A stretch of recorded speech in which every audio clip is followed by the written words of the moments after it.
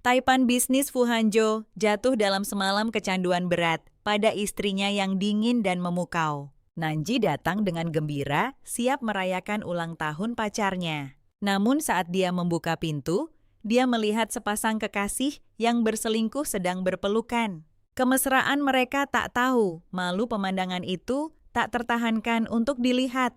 Hatinya hancur dan dia berbalik untuk lari. Tak pernah dia membayangkan pacarnya akan mengkhianatinya. Di ujung koridor dia tiba-tiba menabrak dada yang bidang dan kokoh. Pria itu menunduk dan langsung mengenalinya.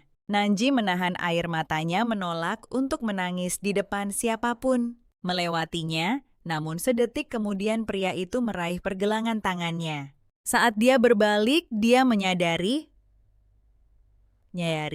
itu adalah CEO yang pernah dia ajak bernegosiasi. Mata Fu Hanjo terpaku pada Nanji seolah waktu tak pernah mengubahnya. Dia mendekat dan bertanya, "Nona, apakah Anda butuh bantuan?" Nanji mencibir dalam hati bantuan. Apa yang bisa dia lakukan? Memukuli bajingan selingkuh itu untuknya. Nanji tiba-tiba teringat pria ini adalah CEO Fu Group, seorang pengusaha terkenal pewaris, salah satu keluarga elit teratas. Kerajaannya meliputi desain real estate, perawatan kesehatan, dan hotel. Mungkin dia benar-benar memiliki kekuatan untuk menghancurkan bajingan selingkuh itu. Sebuah ide berani terlintas di benaknya. Dia melangkah mendekat dan menggoda. "Apa Anda benar-benar ingin membantu saya?" Sebelum dia sempat menjawab, dia sudah sampai di ambang pintu memeluknya erat dan menciumnya dengan penuh gairah. Mungkin inisiatif mendadaknya itulah yang membangkitkan respons membara Fu Hanjo. Sama sekali tidak seperti kesan dingin yang pernah ia miliki tentang pria itu sebelumnya. Zhang Ce muncul di pintu hanya untuk menyaksikan Fu Hanjo memeluk Nanji erat-erat. Kemarahan berkobar dan Zhong Chae hendak menerjang masuk ketika Fu Hanjo menoleh memberinya senyum mengejek yang licik. Zhong Chae membeku tak percaya. Pria itu adalah CEO Grup Fu. Fu Hanjo tidak mungkin. Seketika berikutnya, Fu Hanjo menendang pintu hingga tertutup dengan satu kakinya yang panjang. Kegelapan menyelimuti dan suara beratnya bergema di ruangan itu. Nanji hanya mendengung pelan sebagai jawaban. Mendengar jawabannya Fu Hanjo sangat puas, sehingga ia mengangkatnya ke dalam pelukannya dan melemparkannya ke ranjang mewah yang sudah menunggu. Pria itu menarik dasinya, ada sedikit ketidaksenangan dalam suaranya. "Kamar ini disiapkan untuk pacarmu." Jari-jari ramping Nanji menyentuh lehernya saat dia berbisik, "Sekarang ini milik Presiden Fu." Pukul 4.30 pagi Nanji melirik ponselnya. 30 panggilan tak terjawab, semuanya dari Zhong Chae. Dia tidak punya keinginan untuk menelepon balik. Saat dia mengkhianatinya, hatinya sudah membeku. Saat itu juga pintu kamar mandi terbuka. Dia mengangkat pandangannya. Fu Hanjo melangkah keluar, tetesan air masih mengalir di otot-ototnya yang tegas menghilang di balik tepi handuknya.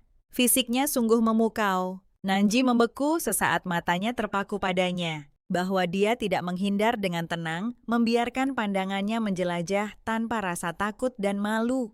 Suasana jelas tidak cocok untuk basa-basi. Ninji mencemooh dirinya sendiri dan berkata, "Tidakkah menurutmu tidak pantas menatapku seperti itu?" Pria itu mendekat, jari-jarinya menyentuh pipinya saat dia bergumam, "Apakah kamu keberatan jika kita melakukannya lagi?" Dalam kabut gairah, napasnya berbisik di telinganya. "Maaf, beberapa hal memang terlalu membuat ketagihan." Menjelang pagi, Nanji terbangun dengan tubuh pegal dan sakit. Dia berbalik melirik pria yang masih tidur di sampingnya. Sebelum dia bangun, dia buru-buru menyelinap keluar dari tempat tidur. Bagaimanapun apa yang terjadi tadi malam hanyalah sebuah kecelakaan. Nanji menuju ke pinggiran kota terpencil hanya untuk menyadari bahwa bahkan mendapatkan tumpangan di sini hampir mustahil. Saat itu sebuah mobil berhenti di depannya. Yang mengejutkannya itu adalah Luo Xinxi yang menurunkan jendela. Dia tersenyum sopan. "Nona Nan, Anda mau kemana?" "Sulit mendapatkan tumpangan jam segini. Masuklah, aku akan mengantarmu." Karena dia berkata begitu, Nanji tidak menolak. Dia hanya bertemu Lu Xingxi beberapa kali, kebanyakan saat dia bersama Zhang Chai. Namun dia tahu betul reputasi pria ini lembut sopan, seorang pria sejati bagi wanita. Namun di saat berikutnya, dia menyesali keputusannya. Dia mengutuk dirinya sendiri dalam hati. Bagaimana dia bisa mengabaikan bobot kata kita di kursi belakang? Duduk seorang pria dengan celana hitam yang disetrika rapi dan kemeja putih yang pas badan. Tubuhnya yang tinggi memancarkan aura kebangsawanan yang alami. Siapa lagi kalau bukan Fu Hanzhou? Melihatnya ragu begitu lama, dia akhirnya berbicara, suaranya rendah dan mantap. Tidak masuk, tidak ada pilihan lain. Nanji dengan patuh masuk ke dalam mobil. Mobil itu hening. Nanji mencoba membuat dirinya tidak terlihat, matanya beralih ke jendela. Lu Xingxi hendak memulai percakapan dengannya. Tetapi begitu dia melihat ekspresi Fu Hanzhou, dia langsung mundur bergumam dalam hati, menarik.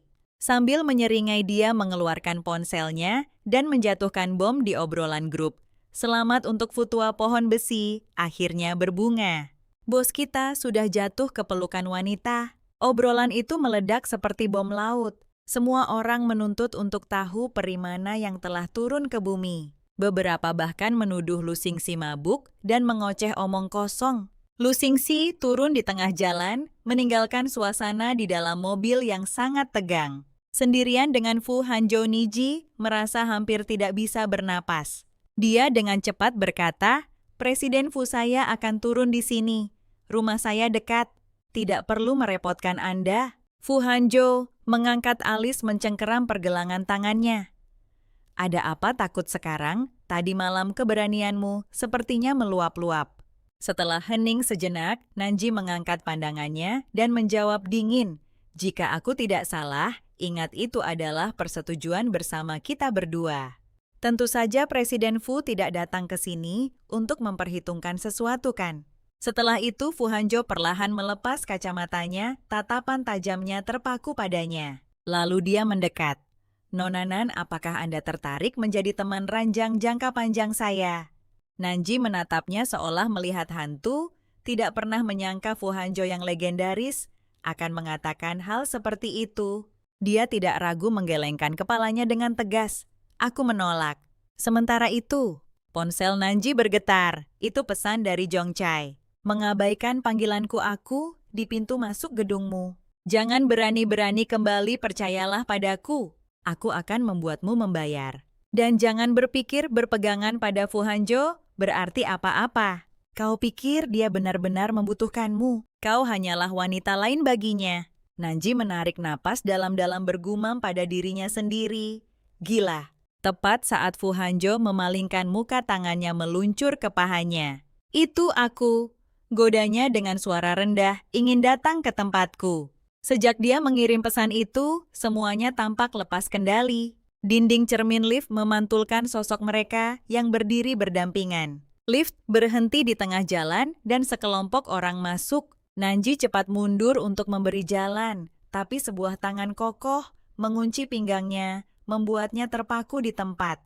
Seorang tetangga dari lantai atas menyapanya dengan ramah, lalu melirik Fu Hanzhou dengan senyum penasaran. "Pacarmu Nanji?" Dia memaksakan senyum kaku menjawab, "Hanya teman." Namun tubuhnya semakin menegang karena tangan Fu Hanzhou perlahan merayap ke atas. Tetangga itu terkekeh penuh pengertian. Aku mengerti," katanya. Pasangan muda dan permainan kecil mereka. Syukurlah lift akhirnya mencapai lantainya. Nanji buru-buru menyeretnya keluar meraba-raba kunci saat dia bergegas masuk. Tapi begitu pintu tertutup, dia didorong ke dinding. Napas panasnya menyapu telinganya Fu Hanzhou, mencengkeram dagunya dan bertanya dengan dingin. "Teman?" tanyanya. "Katakan padaku, apakah teman diundang ke atas seperti ini?" Nanji tidak bisa menemukan kata-kata. Mengapa dia berubah pikiran lagi? Bagaimana dia bisa menyingkirkan satu masalah hanya untuk jatuh ke masalah yang lebih besar? Jari-jarinya menyentuh tangannya hampir tanpa sadar. "Presiden Fu, Anda ingin kebenaran atau kebohongan?" Fu Hanzhou menekan lebih dekat kehadirannya, semakin berani mengurungnya sepenuhnya. Saat itu, telepon di lemari pintu masuk mulai berdering. Nanji mengerutkan kening, ketakutan memenuhi dadanya. Dia menarik napas tajam, tapi Fu Hongzhou tidak sabar mengulurkan tangan dan menjawabnya sendiri. Suara marah meledak di ujung telepon. Kau berani membawa Fu Hongzhou ke atas apa yang kau lakukan selama ini, Nanji? Aku peringatkan kau, tanpaku kau tidak akan bertahan selangkah pun di perusahaan. Singkirkan Fu Hongzhou segera. Dada Nanji bergemuruh karena amarah. Bajingan itu mengandalkan ayahnya yang berkuasa untuk merajalela di perusahaan Fu Hongzhou, mencengkeram wajahnya, menekan bibirnya ke bibir Nanji. Detik berikutnya suaranya merendah sebagai peringatan. Jangan menggigit terlalu keras. Di ujung lain Zhongche benar-benar kehilangan kendali. Sialan, Nanji turun ke sini, sekarang juga dengar tidak? Mata Fu Hongzhou menggelap saat dia membelai bibirnya. Katakan, biarkan dia dengar. Melingkarkan lengannya di bahu pria itu, Nanji mendekat dengan genit mengecup sudut bibirnya. Fu Hanjun melepas kacamatanya bergumam dingin, pilihan yang bijak. Dia mengangkat telepon dan berbicara datar, sibuk. Begitu Zhang Chai mendengar suara dingin yang tak salah lagi itu, dia panik dan menutup telepon. Fu Hongzhou mencibir pelan. Lihat dia, bahkan tidak punya nyali untuk menghadapiku. Apa yang tidak Nanji duga adalah harga dari membuat Zhang Chai marah dari ambang pintu hingga ruang tamu. Dari ruang tamu ke kamar mandi, dan akhirnya ke kamar tidur utama. Saat semuanya berakhir, dia bahkan tidak punya kekuatan untuk mengangkat kelopak matanya. Fu Hongzhou benar-benar keterlaluan. Dia berpikir pahit, seluruh gajinya pun tidak akan cukup untuk menutupi layanan purna jual semacam itu. Menatapnya, bibir Fu Hongzhou melengkung, membentuk seringai tipis. Jadi bagaimana rasanya menggunakanku? Nanji tidak menjawab. Dia terlalu lelah untuk bicara. Fu Hongzhou mengecup keningnya dan berkata lembut, aku beri waktu seminggu untuk memikirkannya. Aku mengharapkan jawaban yang memuaskan. Namun di hari-hari berikutnya, Nanji benar-benar melupakan perkataannya. Bagaimanapun mereka hanyalah sepasang kekasih sesaat, dan dia tidak pernah berniat untuk hubungan jangka panjang dengannya. Yang lebih penting, dia tidak punya waktu untuk memikirkannya. Setiap tetes energinya dihabiskan untuk mengejar klien. Balas dendam Jiang Chai ternyata jauh lebih berliku daripada yang dia duga. Acara ulang tahun dan konferensi dealer yang telah dia amankan di Hotel Wanqing kini tiba-tiba dibatalkan. Dia tinggal selangkah lagi untuk menjadi manajer departemen. Jika semuanya runtuh di sini, Nanji tidak bisa menerimanya sekarang. Berdiri di lorong di luar sebuah ruangan pribadi di Imperial Club, dia menarik napas dalam-dalam sebelum mengetuk pintu. Di dalam dengan senyum yang terlatih, suasana sudah riuh. Meja itu dipenuhi botol-botol minuman keras. Sebuah suara menggoda berseru, bukankah ini kesayangan kecil Zhang Chai? Kupikir dia nyonya rumah baru. Tapi harus kuakui tubuh gadisnya memang luar biasa. Kemudian terdengar nada Zhongche yang sengaja kejam. Sayang, jangan membuatku tertawa bahwa dia hanya bermodal wajah cantik menipu orang, tidak ada isinya. Nanji menoleh dan melihatnya dengan jelas. Zhang Chai sudah memangku wanita lain. Zhang Chai mencibir dengan kejam. Apa takut sekarang merangkaklah ke sini dan minum setiap tetes minuman keras ini. Lakukan itu dan aku mungkin akan memberimu kesempatan untuk berlutut dan memohon ampun. Bibir Nanji melengkung tipis saat dia membalas dengan dingin. Jadi jika aku meminum semuanya, kau akan melepaskanku. Ruangan itu riuh dengan ejekan. Zhong Chai mengatupkan rahangnya, lidahnya menekan pipinya. Minum dulu baru kita bicara. Nanji melangkah lurus ke arahnya dan tanpa ragu menuangkan seluruh gelas minuman keras itu ke atas kepalanya. Dasar bajingan penipu keparat, kau berani menghinaku. Kau pikir kesabaranku tidak ada habisnya. Kau sudah diberi muka dan membuangnya, jadi apa masalahnya jika kau dikhianati? Marah besar Zhongche mengangkat tangannya, siap menampar wajahnya. Tapi sebelum dia sempat, telapak tangan Nanji menampar keras pipinya. Pada saat itu juga, pintu kamar pribadi didobrak. Fu Hanjo melangkah masuk, matanya yang gelap tampak teduh dan mengancam dengan Luo Xinxi mengikutinya dari belakang. Dia maju tanpa henti, fitur wajahnya yang tajam setengah tertutup cahaya lampu neon yang berkedip. Auranya sangat kuat. Wajah Zhongche menegang saat dia memaksakan senyum canggung. "Ada apa Anda kemari? Silakan duduk." Fu Hanjo duduk di sofa menarik dasinya, tatapannya terkunci dingin pada Nanji. "Kemarilah." Mata Zhongche menyala dengan kebencian akhir-akhir ini. Dia tidak menginginkan apapun selain menghancurkannya menjadi debu. Tidak heran dia berani datang sendirian. Dia diam-diam menelepon Fu Hanjo. Fu Hanjo melayangkan tatapan menakutkan ke arahnya. Tangan Zhongche langsung gemetar dan dia melepaskan karena takut. Kemudian tatapan Fu Hanjo bertemu dengan tatapan Nanji. Senyum tipis tersungging di bibirnya. "Apa kau benar-benar ingin aku datang dan menyeretmu sendiri?" Nanji menarik napas dalam-dalam dan tidak lagi melirik Zhongche. Dia berjalan lurus ke arah Fu Hanjo dan duduk di sampingnya. Sepanjang waktu merencanakan alasan untuk menyelinap pergi. Tiba-tiba pria itu mendekat, melingkarkan lengannya di pinggang rampingnya. Suaranya berbisik di telinganya. "Cukup berani datang ke sini sendirian." Rasa dingin menjalari tubuhnya. Sejak kapan dia sedekat ini? Kerumunan saling bertukar pandang gelisah. Sikap dominasi Fu Hanjo sama saja dengan pernyataan publik. Wanita ini miliknya setidaknya untuk malam ini. Mata Zhongche memerah saat dia berteriak, "Kakak Han, semua ini demi seorang wanita, kau tega membuang saudara-saudaramu." "Saudara? Sejak kapan mereka bersaudara?" Salah satu temannya segera berdiri mencoba melerai. "Sudah cukup, kau benar-benar ingin melawan Fu Hanjo. Ayo pergi." Zhongche mendorong pria itu ke samping dan menerjang maju. Saat hendak menyeret Nanji pergi, tatapan Fu Hanjo menggelap. Dia menyambar asbak berat dan melemparkannya dengan kekuatan brutal. Pukulan itu mendarat tepat di kepala Zhongche. Zhongche menjerit memegangi kepalanya saat darah mulai mengalir. Suara Fu Hanjo sedingin es. "Sepertinya aku terlalu memberimu muka. Telepon Jongbin dan suruh dia datang menjemput putranya pulang." Atas perintahnya, anak buahnya segera bergerak menyeret Zhongche keluar ruangan. Melihat Fu Hanjo tetap diam, yang lain dengan cepat berdiri dan keluar satu persatu. Fu Hanjo mengangkat dagunya, jari-jarinya menyentuh bibirnya. "Aku sudah membantumu lagi. Bagaimana rencanamu untuk membalasnya kali ini?" Isyarat dalam nada suaranya terlalu jelas, membuat Nanji mengepalkan tangannya. Dia tidak bisa mengerti mengapa selalu dia. Dia mendekat berbisik di telinganya. "Apakah kau memikirkanku beberapa hari terakhir ini?" Nanji segera menggelengkan kepalanya.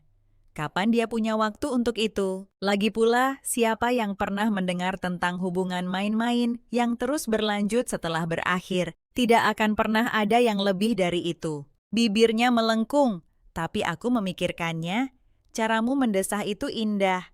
Nanji hampir tersedak. Pria ini bisa memutarbalikan satu kalimat menjadi sesuatu yang penuh sindiran. Dia membalas dengan datar, "Presiden Fu, aku ingat apa yang dikatakan majalah keuangan tentangmu. Mendengar ini sekarang, menurutku citramu sedang runtuh." Fu Hanjo tertawa kecil. "Laporan-laporan itu semua omong kosong. Apa gunanya citra bagiku?" Nanji berdiri, tidak ingin memperpanjang masalah. "Presiden Fu, jika tidak ada yang lain, aku permisi dulu." Tangannya yang kuat menghentikannya terus terang dan lugas. Jawabannya, Nanji tidak menyangka dia akan mendesak pertanyaan itu secara terang-terangan. Menenangkan diri, dia bertanya balik. "Presiden Fu, bisakah kau menjawab satu hal? Apakah kau menyukai Fu?" Hanjo mengangkat pandangannya tertegun sejenak. Akhirnya wajahnya tetap datar saat dia menjawab, "Kau terlalu banyak berpikir." Hati Nanji mencelos. Namun setidaknya kejujurannya lebih baik daripada kebohongan Zhongche yang diselimuti atas nama cinta. Dia menghela napas ringan. "Aku hanya menebak. Karena itu, saya menolak lamaran Anda. Fu Hanjo menatapnya. Sudah memutuskan, bisakah saya setidaknya bertanya, mengapa? Nanji menjawab serius. Saya baru saja mengalami pengkhianatan. Kepercayaan saya pada pria pada dasarnya nol. Saya akhiri kencan ini. Saya tidak berniat memulai hubungan. Dengan sebatang rokok di bibirnya Fu Hanjo, menyalakannya perlahan. Tapi saya tidak bicara tentang cinta. Maksud saya adalah pengaturan jangka panjang, hanya seks tanpa perasaan. Nanji merasa melanjutkan perdebatan tidak ada gunanya. Dengan tenang dia berkata, jika penolakan sulit Anda terima, maka sebagai ucapan terima kasih atas bantuan Anda hari ini, setidaknya saya bisa mentraktir Anda makan. Tidak perlu, karena kita tidak bisa sepakat, mari kita akhiri di sini, sampai saya merasa lebih tertarik. Anda boleh pergi. Setelah itu, matanya tidak lagi tertuju padanya. Nanji berbalik dan berjalan keluar. Dia meremas puntung rokok itu kuat-kuat di antara jari-jarinya. Mendengus dingin segala keinginannya terhadap wanita itu lenyap sepenuhnya. Setengah bulan kemudian, setelah putus dengan Jong Chae, masalah mulai muncul di tempat kerja. Atasannya membentak keras.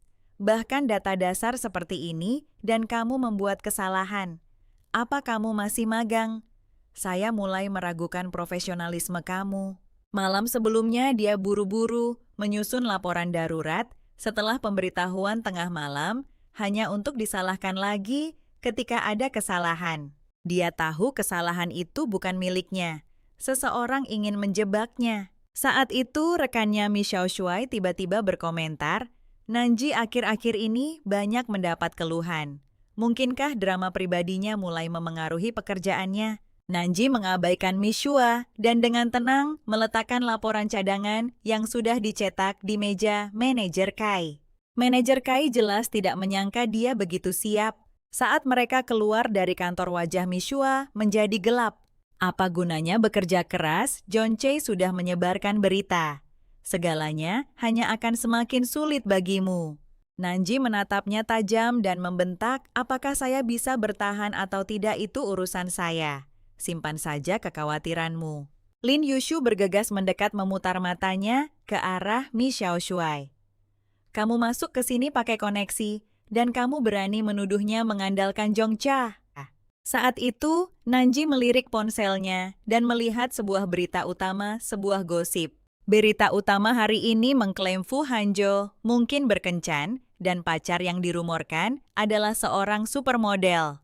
Langkahnya sedikit goyah, gelombang kekecewaan mencengkeram dadanya. Di acara kumpul-kumpul departemen nanti, yang mengejutkannya Fu Hanjo juga muncul, mengenakan setelan jas yang pas sempurna. Dia memancarkan aura dengan Lu Shanxi mengikuti di belakangnya. Melihatnya, dia menyapa dengan dingin, "Nonanan kita bertemu lagi." Manajer Kai tertegun kaget. "Tuan muda, Fu tuan muda." Tatapan Lu Fu Hanjo menyapu ruangan berhenti sejenak pada Nanji. Dia secara naluriah bergidik di bawah tatapan itu. Tanpa menghentikan langkah, Fu Hanjo langsung masuk ke lift OV. Sikapnya seolah berkata, "Bicaralah jika kau mau." Lu Yuxinsi menawarkan senyum kepada Nanji. "Datanglah ke atas kapan-kapan?" Mi Xiaoxiu bertanya dengan penasaran.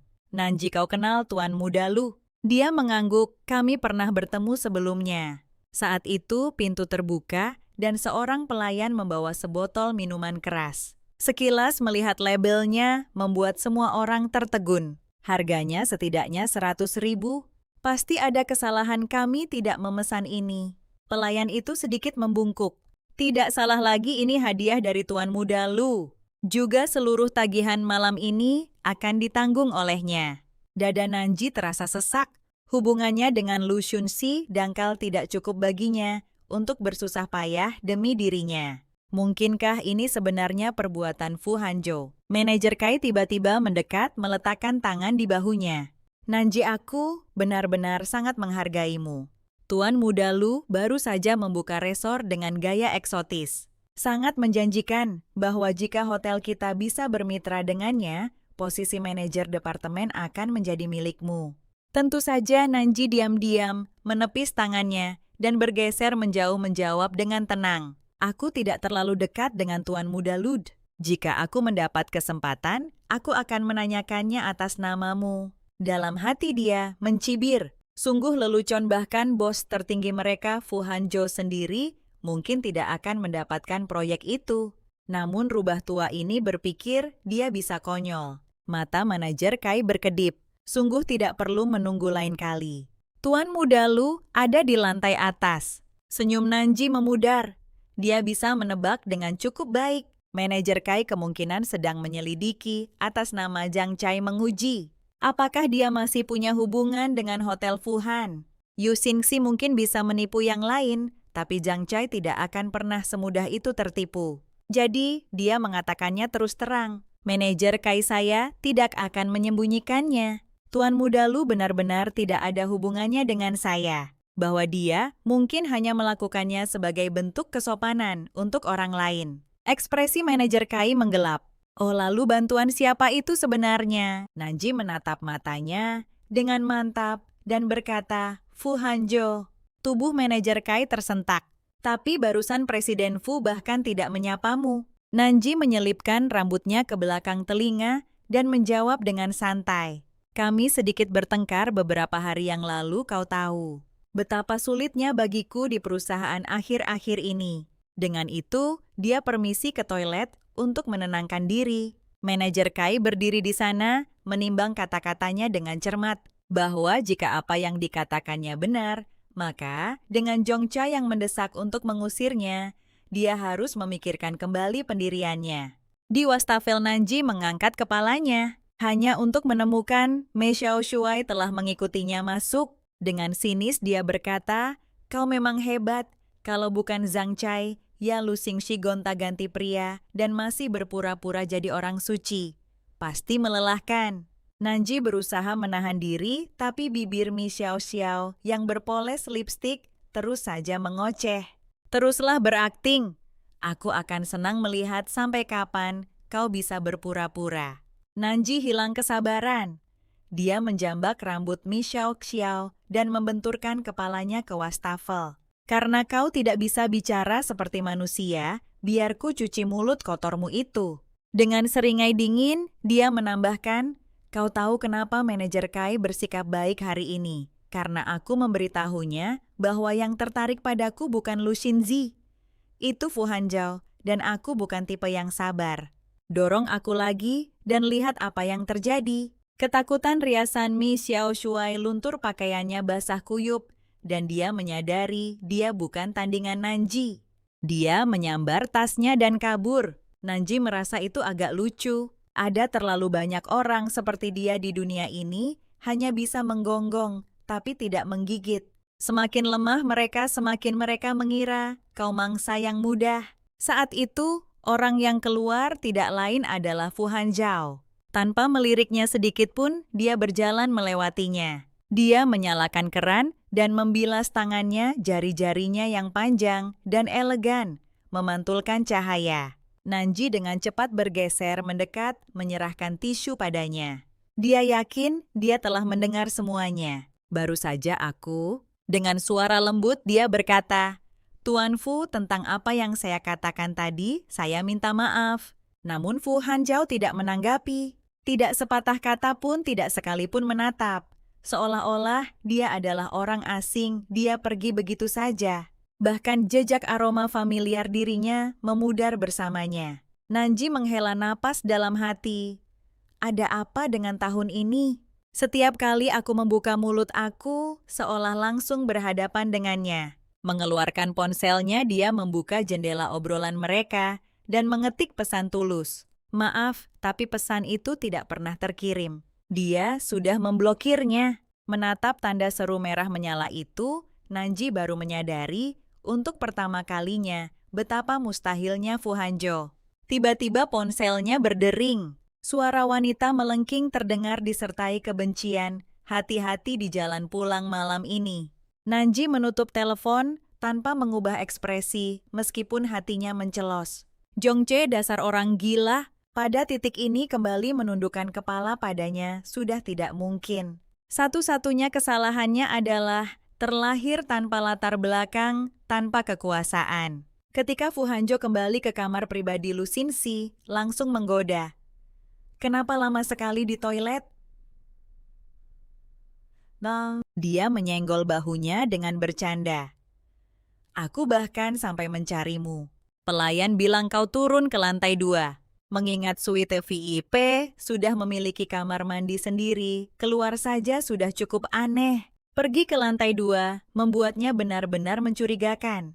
Wajah Fu Hanjun menggelap, suasana hatinya memburuk. Dia duduk dengan berat, menyalakan rokok dengan raut kesal. Ketika para nyonya rumah mencoba bersulang dengannya, dia menepis mereka tidak tertarik. Percuma saja, tak satu pun dari mereka semenawan dia.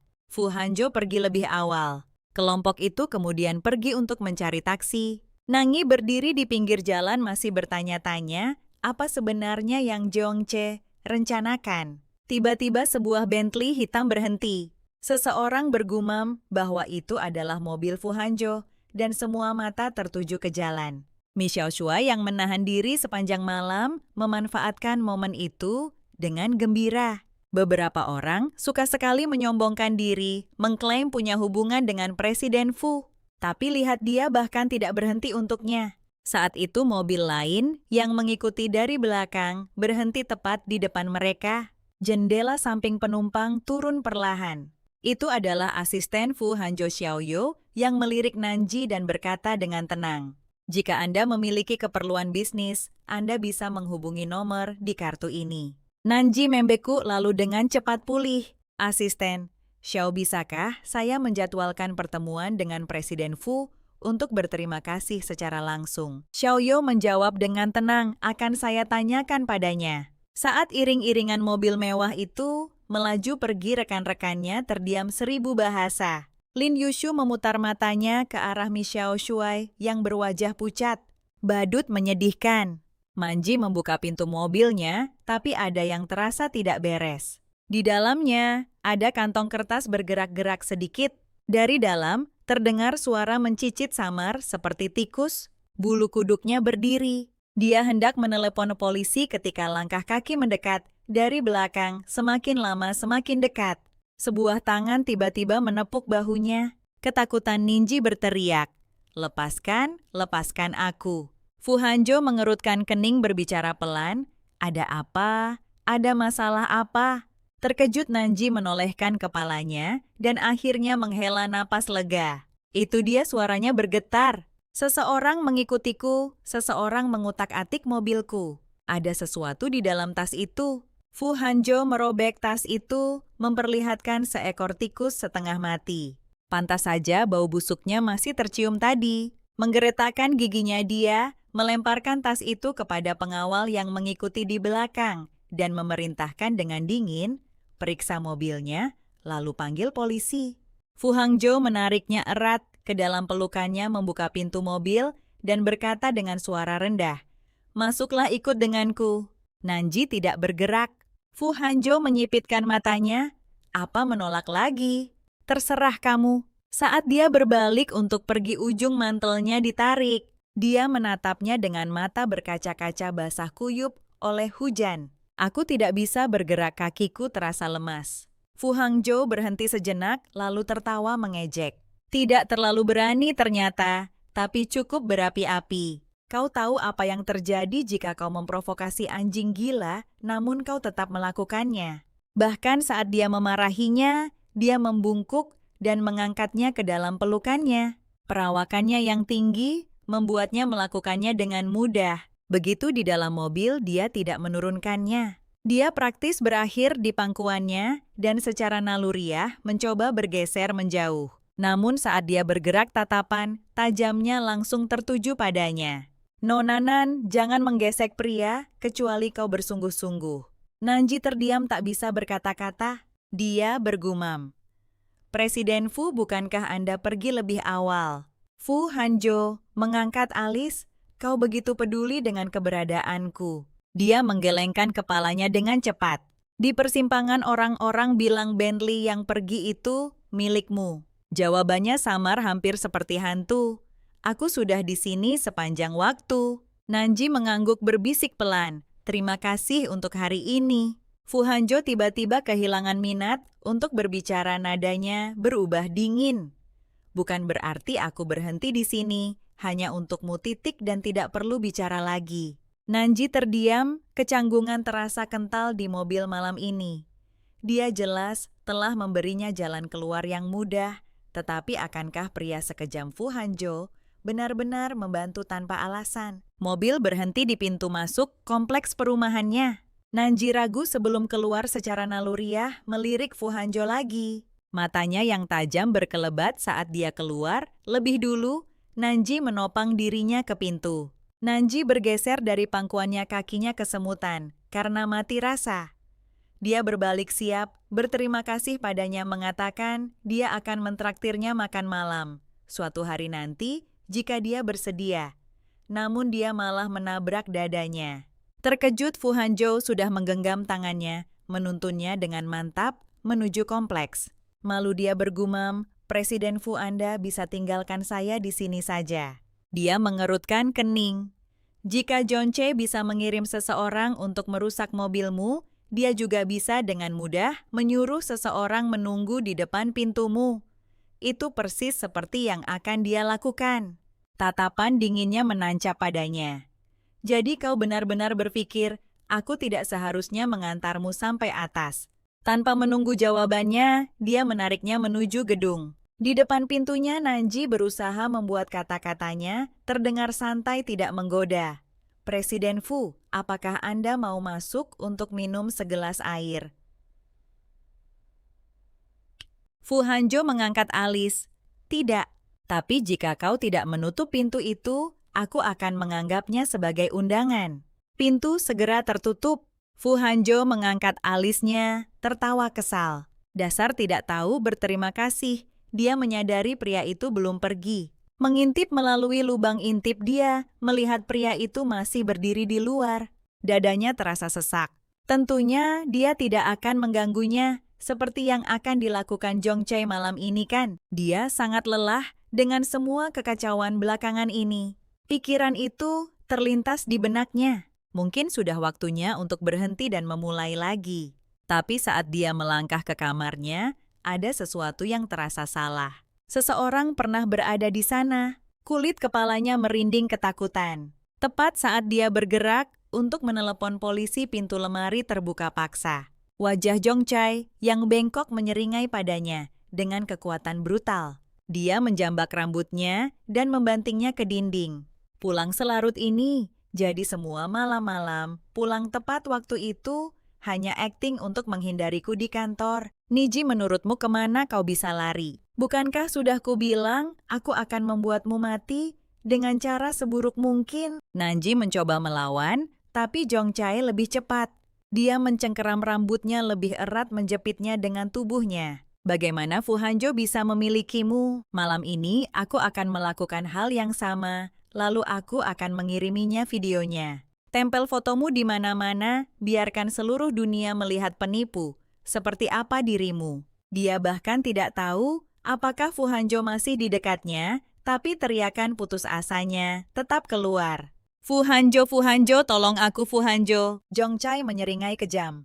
Kau pikir dia masih ingat siapa dirimu? Hanya pelacur murahan yang sudah dimanfaatkan. Hemat napasmu, kau akan membutuhkannya nanti saat kau memohon padaku untuk mengampunimu. Dia menyeretnya, memaksanya jatuh ke tempat tidur. Saat itu juga, Nanji merasa hatinya membeku. Ini sudah berakhir. Melepas sabuknya, dia mencemooh, masih belum menyerah. Ini tengah malam. Siapa yang akan menyelamatkanmu sekarang? Lebih baik pikirkan bagaimana kau akan melayaniku nanti. Dengan segenap kekuatannya, Nanji meraih lampu dari nakas dan menghantamkannya padanya. Jongchae benar-benar murka, mengaum dengan gila. Kau memukulku, Jalang, aku akan membunuhmu.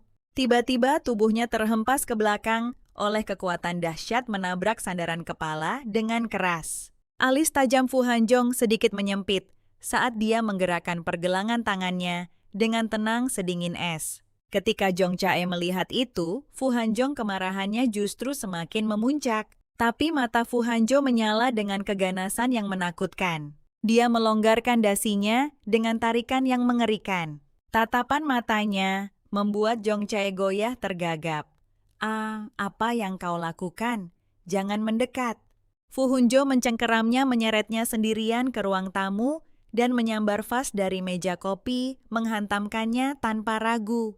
Awalnya Jong Chae masih bisa melontarkan makian. Tak lama kemudian, suaranya terdiam. Nanji duduk membekuk di tempat tidur terpana nyaris, tak bisa mencerna saat Fu Hanjo kembali. Auranya selalu dingin, tapi kini sengaja ditahan. Dia menatapnya dan bertanya dengan suara rendah, "Bisakah kau bergerak?" Nanji mengangguk. Matanya menatapnya dengan ketergantungan yang murni. Dia benar-benar datang. Dia tidak menyangka pada akhirnya, dialah yang menyelamatkannya malam ini. Jika bukan karena kehadirannya, dia tidak berani membayangkan hasilnya. "Kemasi barang-barangmu. Mulai sekarang kau akan mengikuti pengaturanku." Setelah itu, Fu Hanjo berbalik dan melangkah lebih jauh ke dalam. Mendengar keributan itu, para pengawal dari lantai bawah bergegas naik. Melihat pemandangan di dalam salah satu bertanya dengan cemas, "Presiden Fu, Anda baik-baik saja?" Sudah bertahun-tahun sejak anak buah keluarga Fu melihat Fu Hanjo semarah ini. Fu Hanjo mengatupkan giginya dan melangkah menuju Jong Chae. Setiap langkahnya disengaja suaranya rendah dan mematikan. "Mengesankan, untuk masih bisa membuatku semarah ini kau adalah salah satu dari sedikit orang." Sepatu kulitnya yang mengilap, menjejak keras, menginjak jari-jari Jong Chae. Jong Chae berteriak kesakitan hanya untuk kepalanya ditarik ke belakang oleh rambutnya, dipaksa melengkung tak berdaya. Suara Fu Hanjo menusuk seperti baja. "Tangan mana yang kau gunakan? Berapa kali kau memukulnya? Dan apa yang kau coba lakukan padanya?" Jong Chae meronta secara naluriah, tetapi melawan kekuatan Fu Hanjo, dia tidak berdaya. Panik melanda saat dia berteriak, "Fu Hanjo, kau akan membunuhku." Fu Hanjo tersenyum dingin, suaranya menajam, seperti pisau cukur. "Jika kau membuatnya takut, maka ya aku mungkin saja akan membunuhmu." Dia tersenyum, tetapi matanya membeku dengan es pembunuh. Jong Chae tidak bisa mengerti, itu hanya kencan semalam. Dia bahkan bukan pacar sungguhan Fu Hanjo. Mengapa dia semarah dan seputus asa ini? Dia memohon, "Aku bersumpah tidak akan melakukannya lagi. Lepaskan aku. Aku tidak akan pernah mendekatinya lagi." Terlambat, jawaban Fu Hanjo dingin dan final. Apa yang terjadi selanjutnya hanyalah pemukulan sepihak.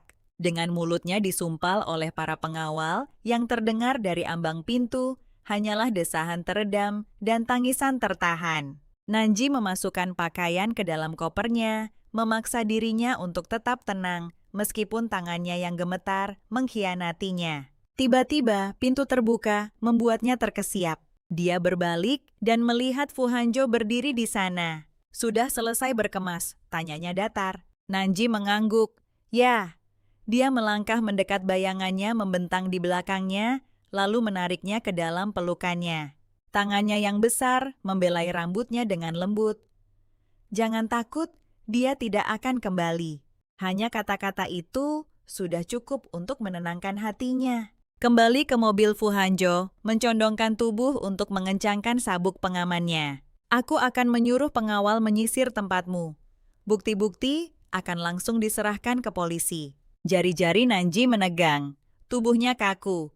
Dia sedikit mengernyit, lalu menambahkan, "Aku sudah mengirimnya ke kantor polisi." Nanji bernapaslah lega. "Haruskah aku membuat laporan?" Fu Hanjo melirik jam tangannya. "Sudah terlalu malam. Aku akan menyuruh seseorang mengaturnya besok." Untuk pertama kalinya, Nanji benar-benar merasa tenang. Dia membisikkan terima kasih pelan. Kali ini rasa terima kasihnya berbeda. Ada kepercayaan di dalamnya. Dia bahkan tidak bertanya kemana dia membawanya. Yang dia tahu hanyalah dia tidak sanggup kembali ke rumah itu. Nanji mengira dia telah mengatur agar dia menginap di hotel. Namun ketika mobil berbelok ke kompleks villa berpagar, dia menyadari Fu Hanjo membawanya ke rumahnya sendiri. Lampu di pintu masuk menyala dan wilayahnya terbuka sepenuhnya di hadapannya. Di ujung lorong dia meletakkan kopernya di dalam kamar, lalu menatapnya kembali dengan tenang. Pergi bersihkan dirimu melihatnya berdiri mematung, dia mengernyit suaranya, dipenuhi ejekan. Apa takut padaku? Tenang saja, setelah pertengkaran seperti itu, aku tidak tertarik pada hal semacam itu. Nanji mengatupkan bibirnya.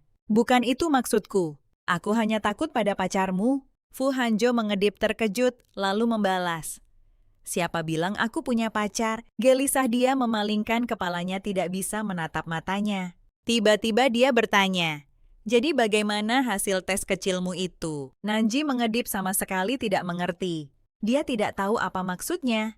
Tatapan dingin Fu Hanjo menurun menghujamnya. Memilih pasangan hanya berdasarkan status lajang dan tersedia, tanpa pernah menyelidiki masa lalu, mereka tes semacam itu benar-benar bodoh. Dengan itu, dia melewatinya tanpa menoleh sedikit pun. Baru setelah jeda Nanji menyadari, dia menyebut penilaiannya buruk. Cukup ceroboh memilih pria dengan kecenderungan kekerasan. Tapi lebih dari itu, dia bisa merasakannya. Fu Hanjo benar-benar marah. Di kamar mandi utama Fu Hanjo, berdiri di bawah pancuran air, mengalir membasahi tubuhnya, sementara ponselnya bergetar di wastafel. Setelah beberapa saat, dia mengenakan jubah mandi dan akhirnya menjawab. Di ujung lain, suara Lu Xinxi terdengar, diiringi kebisingan dari ruangan pribadi. Kenapa kau menyerahkan Yang Ce? Bukankah seharusnya kau sudah pulang? Nada suara Fu Hanjo datar. Aku ingin menyelesaikannya. Aku butuh alasan. Lu Xinji tersedak saat membalas lalu berkata dengan malas. Jangan bilang kau benar-benar serius dengannya. Berdiri di dekat jendela Fu Hanjo membalas kuli. Apa kau akan diam saja saat seorang pria memukuli wanita? Lu Xinji mendecakkan lidahnya. Jangan mengelak. Kau tahu persis apa maksudku. Wanita itu Nanji. Dia tidak sesederhana itu bagimu. Suara Fu Hanjo merendah dalam dan magnetis. Bahkan jika ada perasaan apa, menurutmu wanitamu bisa lebih tinggi peringkatnya daripada yang terbaik di kota ini. Sebelum Lu Xingxi bisa membalas panggilan itu terputus, Fu Hanjo sedikit mengernyitkan dahi. Untuk pertama kalinya, dia bertanya-tanya. Apakah dia telah membuat kesalahan malam ini? Sementara itu, Nanji berbaring dalam pikiran yang kusut, tidak tahu bagaimana menghadapinya. Dan mengetuk pintunya di tengah malam akan membawa makna yang terlalu jelas. Tepat saat dia gelisah berbalik di tempat tidur, langkah kaki mendekat di luar pintunya. Presiden Fu, ada apa? Tanyanya pelan. Suaranya terdengar singkat dan dingin. Jika kau memar ingatlah untuk menggunakan obatnya. Itu ada di depan pintumu. Nanji membukanya dan melihat sekotak salep di lantai. Mengambilnya dia menyadari bahwa dia bahkan tidak memperhatikan lukanya. Perhatian Fu Hanjo itu tidak sesuai dengan citra kejam yang digambarkan oleh reputasinya. Keesokan paginya saat dia turun, dia mendengar suara-suara. Fu Hangjo sedang berbicara dengan asistennya. Cukup untuk sekarang. Tangani itu. Suara di bawah dengan cepat mereda. Fu Hangjo mendongak dan memanggilnya turun. Nanji mengangguk dan turun hanya untuk melihat meja makan sudah tertata dengan berbagai sarapan, baik ala Tiongkok maupun Barat. Menarik, kursi dia duduk dan bertanya pelan, apa kau tidak makan? Fu Hanjo membuka korannya, menjawab dengan dingin, aku sudah makan. Jika kau tidak ada urusan mendesak hari ini, ambil cuti kerja. Pergi ke kantor polisi untuk memberikan pernyataanmu. Asisten Xiao akan menemanimu. Nanji ragu-ragu lalu bertanya, berapa lama Zhang Ce akan dipenjara? Sebaliknya Fu Hanjo mendongak dan bertanya, berapa lama kau ingin dia dipenjara? Dia tahu jawabannya tidak lama. Yang benar-benar menakutinya adalah pembalasannya setelah itu. Mungkin itu terlihat karena wajahnya sudah pucat.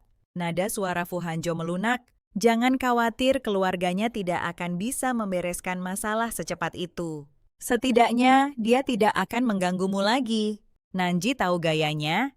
Jika Fu Hanjo mengatakannya, dia akan mewujudkannya. Tatapannya terpaku padanya. Tinggal di sini dulu untuk sekarang. Dia ragu-ragu. Bukankah itu tidak pantas? Bibirnya melengkung tipis. Apa yang tidak pantas dari itu? Mengumpulkan keberanian Nanji berbicara. Presiden Fu Anda sudah banyak membantu saya. Pasti ada alasannya.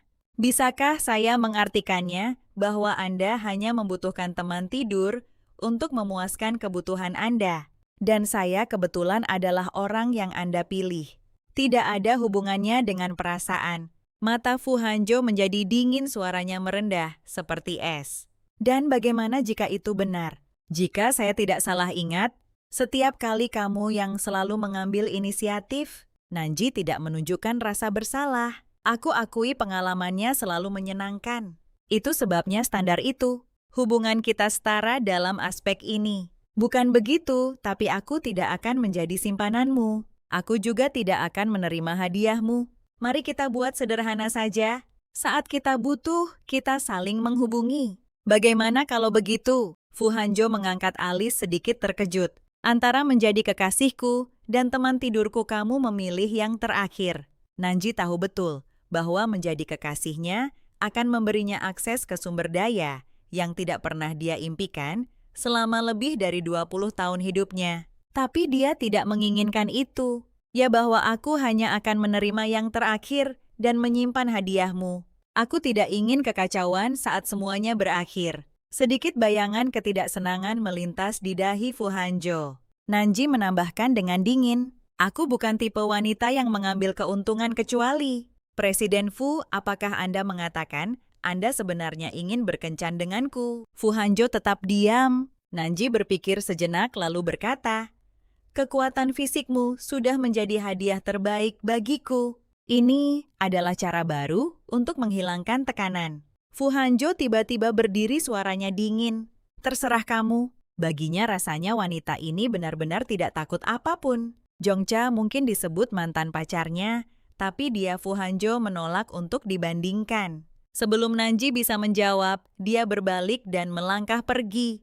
Pintu terbanting dengan dengusan tajam. Dia berkedip kebingungan. Kenapa dia tiba-tiba marah? Kemudian sesampainya di mobil, asisten Xiao menyerahkan sebuah berkas padanya. Ini adalah pernyataan dari tadi malam. Dia mengklaim itu hanya permainan pasangan, bukan percobaan penyerangan. Suaranya tegas, aku tidak akan menerima penyelesaian pribadi. Aku akan berpegang pada prinsip. Xiao mengangguk. Presiden Fu mengatakan dia menghormati keputusanmu dan dia akan mencarikan pengacara yang baik untukmu. Alis Nanji mengernyit. Dia harus mengakui bahwa dia berutang budi pada Fu Hanjo untuk ini. Jika bukan karena satu pesan yang dia kirim, dia tidak akan pernah terseret ke dalam kekacauan ini. Sebenarnya kekotoran keluarga Jiang sama sekali tidak ada hubungannya dengan kelompok makanan. Dekat kantor polisi, asisten Xiao mengingatkannya, Nyonya Jiang muncul tadi malam. Dia dalam kondisi yang tidak stabil. Saran saya, hindari konfrontasi langsung jika Anda bisa. Nanji berpikir dalam hati bahwa apakah konflik pecah sepenuhnya tergantung pada pihak lain. Dia tidak punya niat untuk memprovokasinya. Saat dia memasuki kantor polisi dengan Xiao di sisinya untuk memberikan pernyataannya, Nyonya Zhang menyerbu ke arahnya dengan suara tajam. Jadi kaulah yang menuntut putraku ya? Tangannya terangkat siap menampar wajah Nanji. Nanji dengan cepat menangkap pergelangan tangan wanita itu. Suaranya dingin. Memukul seseorang di dalam kantor polisi. Apakah Anda secara terbuka menentang hukum? King. Nyonya Zhong menggertakkan giginya. Jangan bersikap sok suci. Kau hanya ingin menghancurkan putraku kan? Nanji menepis tangannya dan membalas dengan dingin.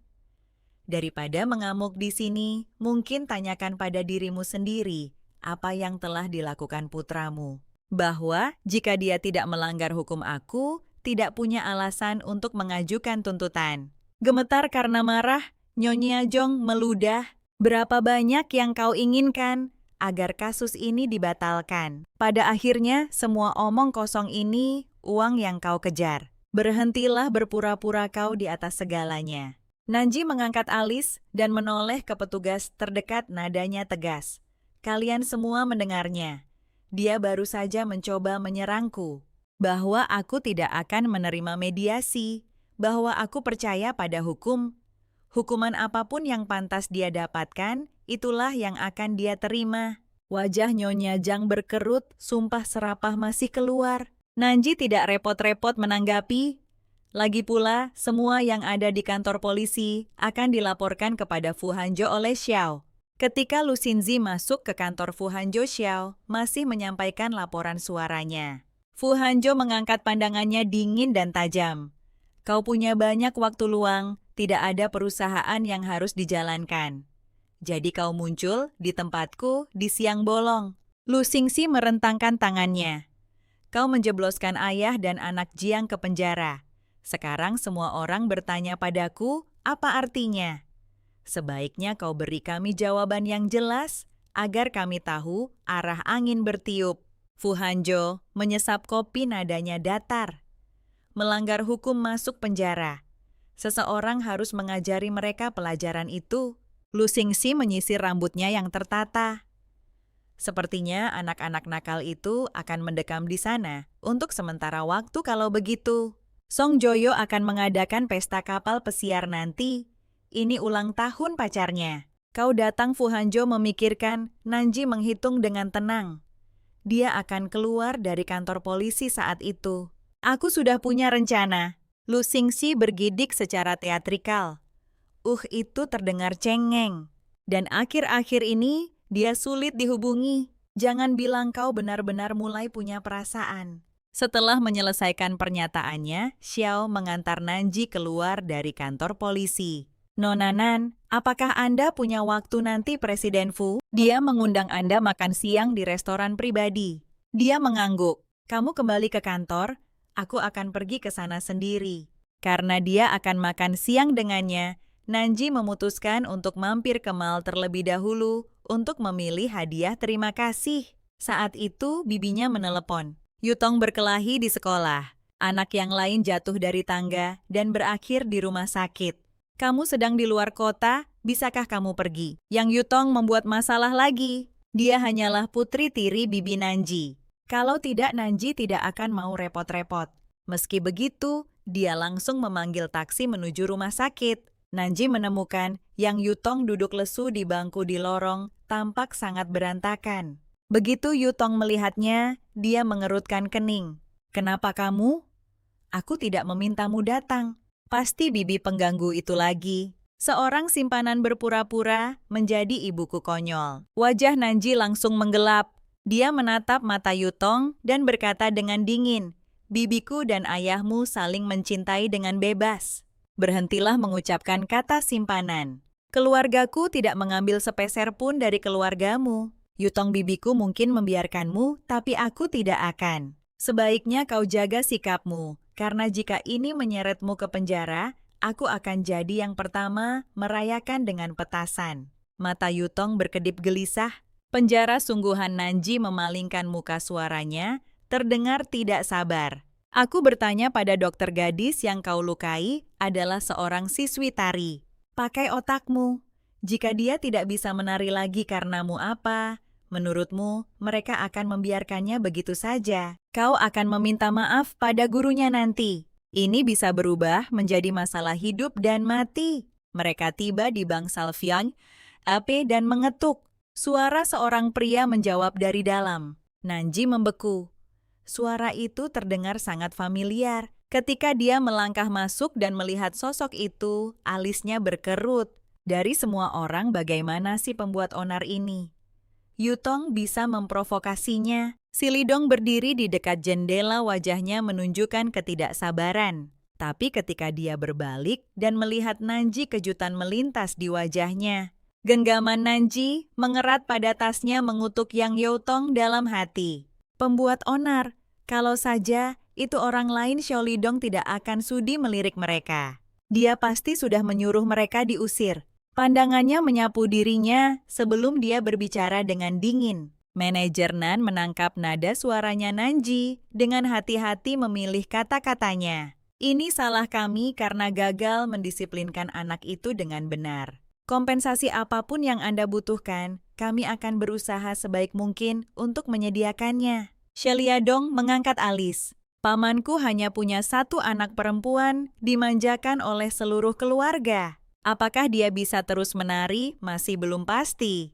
Dan katakan padaku, apa yang mungkin bisa kau tawarkan sebagai kompensasi? Pikiran Nanji berpacu mencari jawaban. Tiba-tiba dia bertanya, apa hubungan kalian? Nanji membeku, lalu menjawab, dia seperti adik perempuanku. Bibirnya melengkung membentuk senyum mengejek. Lucu, dia sepertinya tidak memperlakukanmu seperti kakak. Keluar sana, aku punya pertanyaan untuk adikmu yang baik itu. Yutong muda melesat ke pintu, jelas-jelas melimpahkan segalanya ke pundak Nanji. Jika bukan demi bibinya, Nanji tidak akan menyia-nyiakan sedetik pun berurusan dengan anak nakal yang tidak tahu berterima kasih seperti itu. Xiao Lidong duduk di sofa menyeruput tehnya. John Chase, apakah ini ada hubungannya denganmu? Nanji mengangguk sedikit. Dia menyalakan rokok, menghisapnya perlahan, dan berkata datar. Keluargaku tidak butuh kompensasi, tapi aku akan memberimu sedikit muka. Aku tidak akan membiarkan adik kecilmu ditangkap. Hati Nanji terangkat. Tuan muda Xia, apakah itu benar? Hanya karena Hanjo, aku akan bicara dengannya sendiri lain kali. Nanji bukan tipe yang sentimental, tapi dia diam-diam mencatatnya. Pria ini adalah seseorang yang harus dia ingat. Dengan seringai tipis, Xiao Lidong melihatnya pergi, lalu mengeluarkan ponselnya dan mengirim pesan ke Fu. Hanjo begitu mereka keluar dari bangsal, Yang Yutong berkata dengan malas, jadi kita bisa pergi sekarang kan? Nanji menatapnya dingin. Seharusnya aku tidak pernah datang untuk membereskan kekacauanmu. Yutong terdiam. Apa maksudnya itu? Apa aku membuatmu kesulitan? Kau bisa saja pergi lebih awal. Aku tidak pernah memintamu ikut campur. Nanji menekan tombol lift, mencibir. Lucu sekali kau punya nyali sekarang. Kenapa kau diam saja di dalam sana? Sepertinya kau tahu betul, tidak ada yang akan melindungimu di luar. Tong menatapnya tajam. Nanji tertawa singkat dan marah. Melipat tangannya dia bertanya, oh dan apa maksud tatapan itu? Tong mendengus. Dia sedang melihat-lihat tubuhmu kau, dan bibimu hanya sepasang penggoda. Mata Nanji menajam. Sebaiknya kau tunjukkan rasa hormat pada bibiku, kalau tidak sebelum orang lain bertindak, aku sendiri yang akan memberimu pelajaran atas nama ayahmu. Yang Yutong mendidih menghentakkan kakinya karena marah. Sementara itu, Fu Hanjo sudah menunggu di restoran cukup lama. Berpikir gelap, dia pasti ada halangan. Kenapa dia belum juga sampai? Saat itu, sebuah pesan masuk. Tatapannya mendingin. Dia sudah berjanji makan siang dengannya, namun dia malah pergi menemui si Lidong. Dia segera menelepon nomornya, ingin mendengar penjelasannya. Di telepon suaranya lembut, terselip rasa malu. Maaf, ada sesuatu yang mendadak siang ini. Aku terpaksa membatalkan janji kita. Biarkan aku menebusnya malam ini. Aku akan memasak untukmu. Kamu suka makan apa? Kekesalan yang menggelegak di dadanya, entah kenapa memudar dengan satu pesan itu. Apa saja? Tanyanya dengan nada rendah. Nanji mengangguk sungguh-sungguh. Aku akan mencobanya. Aku akan melakukan yang terbaik untuk menyenangkanmu. Setelah jeda, suaranya yang dalam dan serak terdengar menggoda. Yang sebenarnya ingin kumakan adalah dirimu. Nanji membeku, pipinya memerah. Itu pertama kalinya dia mendengar pria itu mengatakan sesuatu yang begitu belak-belakan. Fu Hanjo terbatuk pelan terkekeh sambil mencairkan suasana. Tenang, aku hanya bercanda. Masak saja apapun yang kamu mau. Setelah menutup telepon, Nanji melihat seorang pria tinggi berjas mendekat dari sudut. Nona Nankin, katanya dengan hormat, kami diutus oleh Presiden Fu karena sebentar lagi akan hujan. Haruskah kami mengantar Anda ke tujuan? Nanji berkedip. Orang-orang Presiden Fu kalian mengikutiku selama ini. Pria itu tampak sedikit malu. Kami adalah keamanan pribadi yang disewa oleh grup Fu hanya untuk memastikan keselamatan Anda jika ada ancaman. Kecuali benar-benar diperlukan, kami tidak akan menampakkan diri.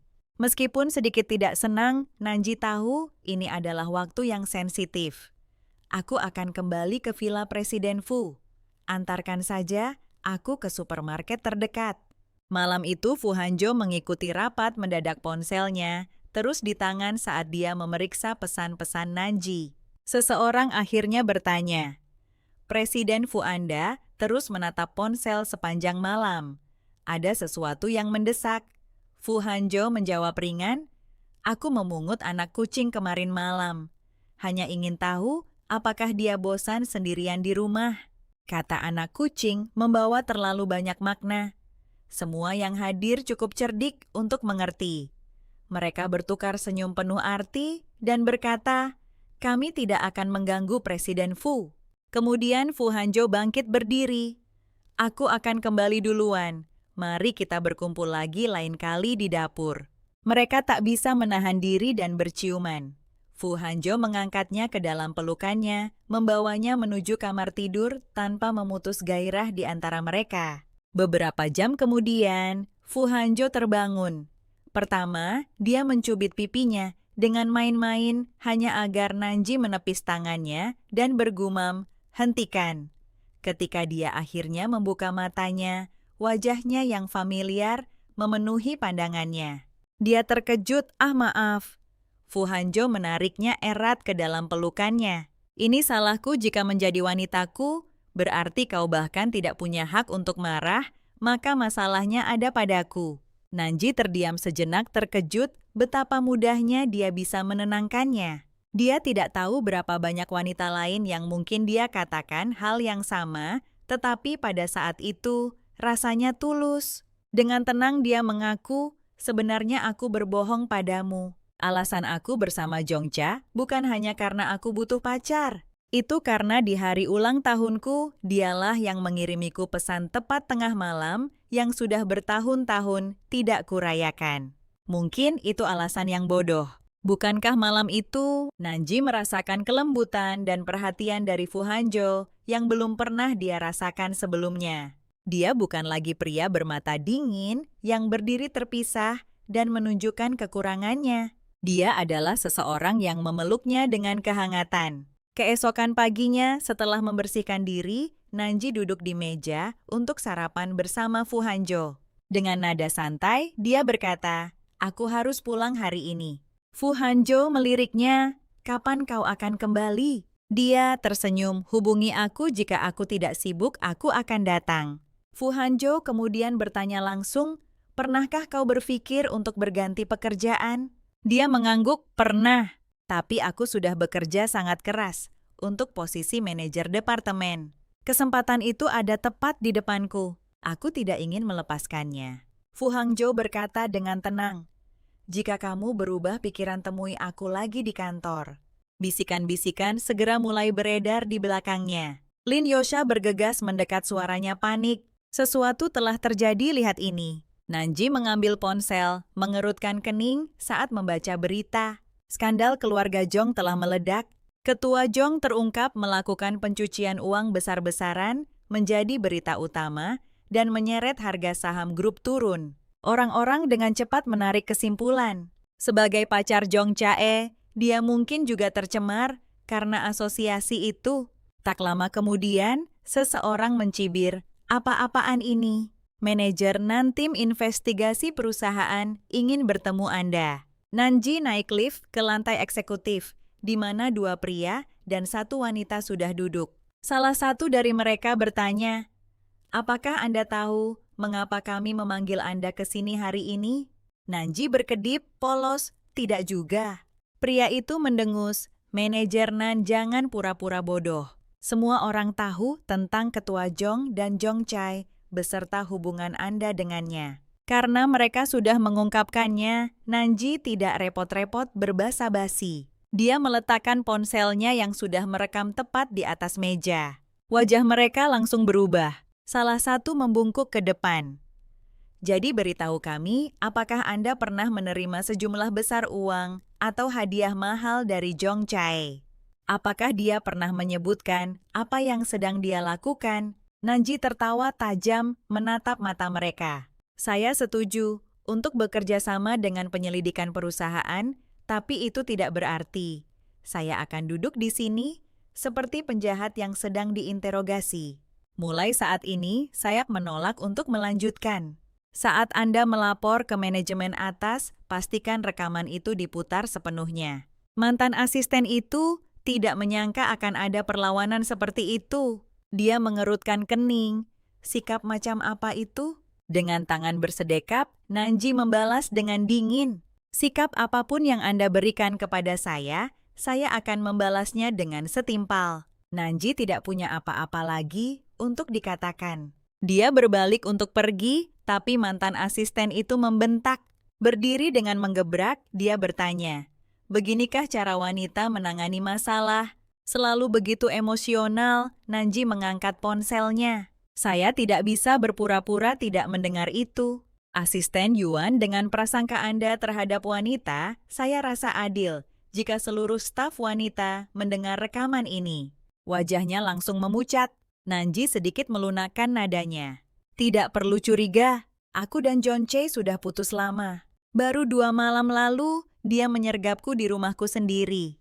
Aku sudah melaporkan kasus ini ke polisi. Jika kalian penasaran, kalian bisa mengunjunginya sendiri. Dengan itu, dia berjalan keluar. Kembali ke mejanya, gelombang ketidakberdayaan melandanya. Dia sudah melewati hal yang lebih buruk. Malam-malam yang lebih menakutkan, dan yang bisa dia lakukan hanyalah menonton tanpa daya. Menjelang sore, sebuah email massal membanjiri kotak masuk perusahaan dan dengan cepat diposting ulang di forum grup Wanxing, membuat skandal itu semakin memanas. Judul postingan itu belak-belakan dan memancing, impian gadis kaya yang hancur. Wajah asli Ratu Che terungkap. Pikiran pertama Nanji adalah dia dan Fu Hanjo telah difoto. Tapi ketika dia mengklik, dia menghela napas lega. Foto-foto itu memang jepretan Candid menangkap wajahnya dengan jelas. Dilihat dari seragamnya itu, pasti diambil 2 bulan lalu. Dia keluar dari mobil mewah dengan pakaian kerja Wanshun. Komentar di bawahnya benar-benar keji. Pacar di penjara dan dia sudah mendapatkan sugar daddy. Ratu Che terbongkar jati dirinya yang sebenarnya menghadapi tatapan sinis dari rekan-rekannya. Nanji dengan tegas mengeluarkan pernyataan publik. Dia menuntut agar pihak di balik unggahan itu meminta maaf atau dia akan menempuh jalur hukum untuk membela hak-haknya. Tanpa ragu dia menelepon polisi untuk membuat laporan. Seseorang mencoba membujuknya. Polisi tidak akan membantu hal itu. Aku akan mencari Kak Man. Dia akan tahu cara menanganinya. Nanji sedikit mengernyitkan dahi. Mungkinkah itu Tang Monro? Di tempat lain Fu Hanjo duduk dalam rapat layar ponselnya, terpaku pada pesan itu. Apakah kamu senggang akhir pekan ini? Secercah ketidaksenangan melintas di benaknya.